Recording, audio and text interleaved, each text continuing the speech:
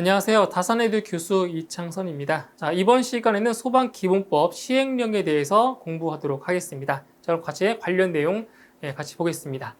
자, 첫 번째, 소방 업무에 관한 종합계획 및 세부 계획의 수립 시행에 대한 사항인데, 자, 여기도 중요한 내용 아니니까 한번 보시고요.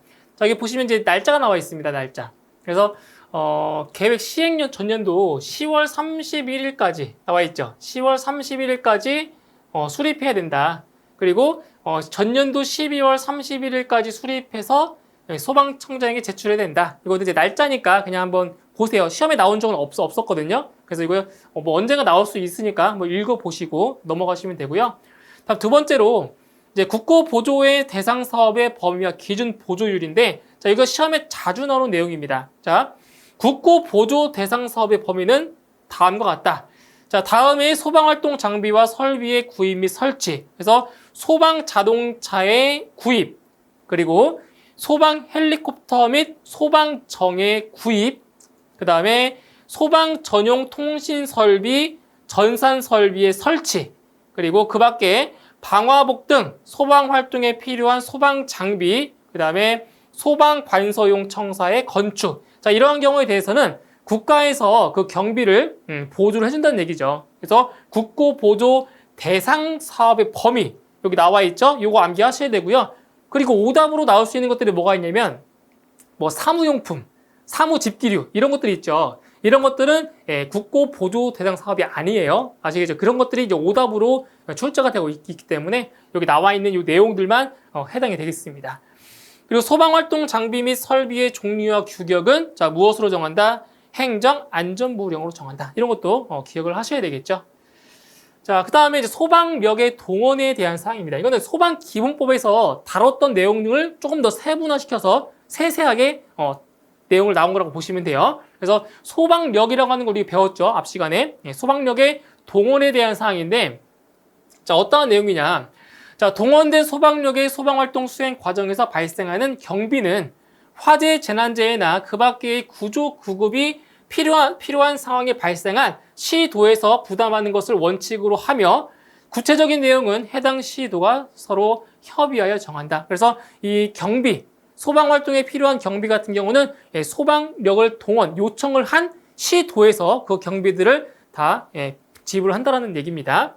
자, 그리고 동원된 소방력의 운영과 관련하여 필요한 사항은 누가 정한다? 소방청장이 정한다는 거. 이것도 암기를 하셔야 되겠습니다.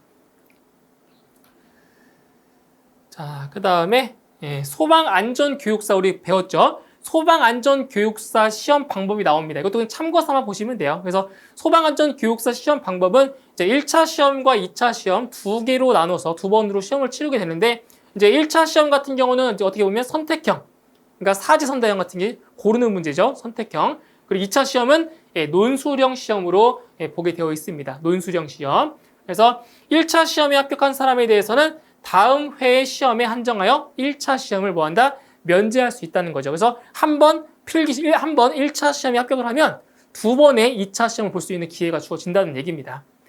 자, 그 다음에 소방안전교육사 시험의 시험 과목인데, 자, 이것도 시험에 나온 적은 없었습니다. 참고 삼아서 보시면 되겠습니다.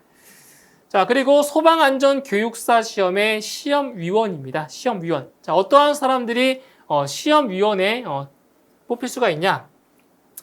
자, 소방 관련 학과, 교육학과 또는 응급구조학과의 박사학위 취득자, 박사학위 취득자. 그 다음에 고등교육법 중에서 어느 하나에 해당하는 학교에서 소방 관련 학과, 교육학과 또는 응급구조학과에서 조교수 이상으로 2년 이상 재직한 사람, 그리고 소방위 이상의 소방공무원, 그리고 소방위는 이제 계급이죠. 소방위 이상의 소방공무원, 그리고 소방안전교육사 자격을 취득한 사람, 이러한 사람들이 뭐 할 수 있냐면 소방안전교육사 시험에 시험위원으로 위촉될 수가 있는 겁니다. 자, 그리고 이제 응시자격심사위원 및 시험위원의 수는 참고 삼아 보시면 되고요. 자, 그 다음 넘어갈게요.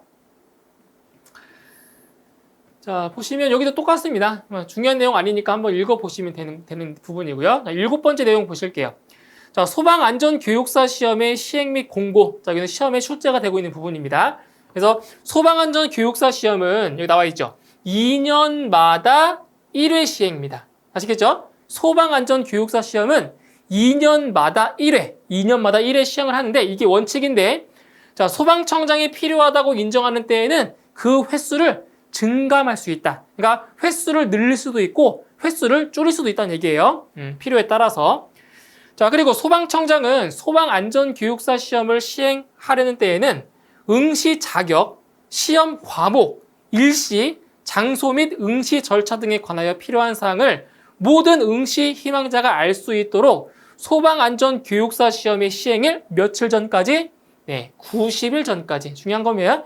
그래서 시험 시행일 90일 전까지 소방청의 인터넷 홈페이지 등에 공고해야 한다. 그래서 시험을 시행하는 시행일 90일 전까지 다 공고를 해야 된다는 거. 이거 중요한 내용이 되겠죠. 자, 그 다음 소방구역 방해 행위의 기준. 이것도 한번 읽어보시면 되는 내용이 되겠습니다.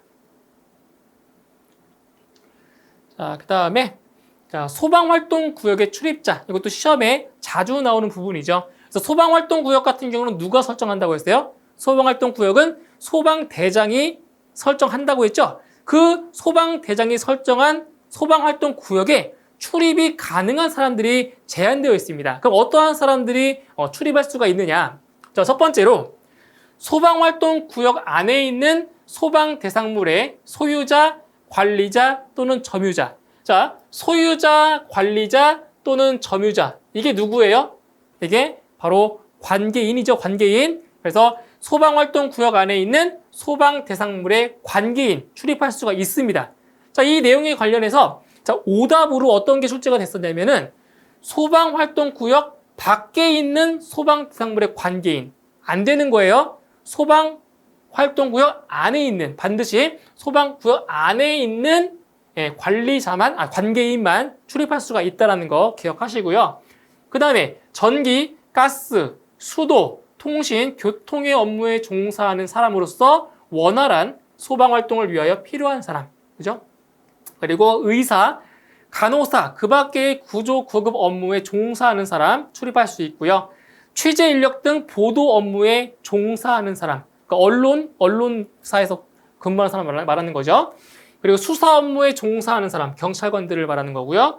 그 밖에 소방대장이 소방활동을 위하여 출입을 허가한 사람, 이러한 사람들만 소방활동구역에 출입이 가능한 겁니다. 꼭 기억하셔야 되는 내용이에요.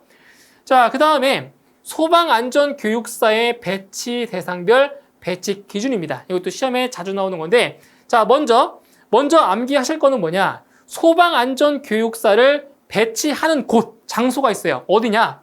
소방청, 소방본부, 소방서, 그리고 한국소방안전원, 그리고 한국소방산업기술원. 이거 암기하셔야 돼요.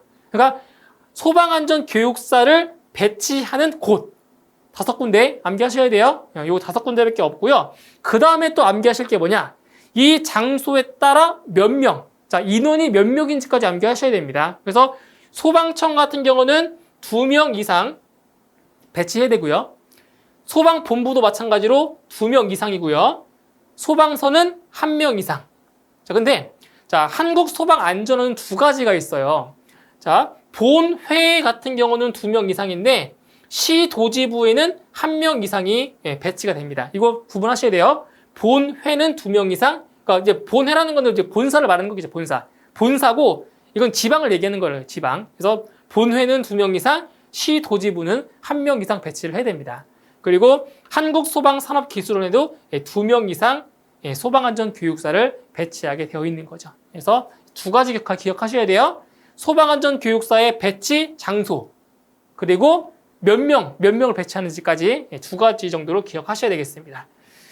자, 이제 그 다음에 과태료의 부과 기준입니다. 우리 지난 시간에 소방기본법에서 과태료에 대한 내용 배웠죠. 500만 원 이하의 과태료, 200만 원 이하의 과태료, 100만 원 이하의 과태료, 이런 거 배웠잖아요. 그 과태료의 부과 기준인데 여기는 몇 번을 위반했는지, 한 번 위반했는지, 2번 위반했는지, 3번 이상 위반했는지에 따라서 과태료의 부과 금액이 달라집니다. 자, 그런 내용이에요. 그래서 대표적으로 시험에 자주 나왔던 게, 자, 화재 또는 구조 구급이 필요한 상황을 거짓으로 알린 경우. 자, 우리 기본법에서 자, 이러한 경우 우리 얼마였어요? 과태료가?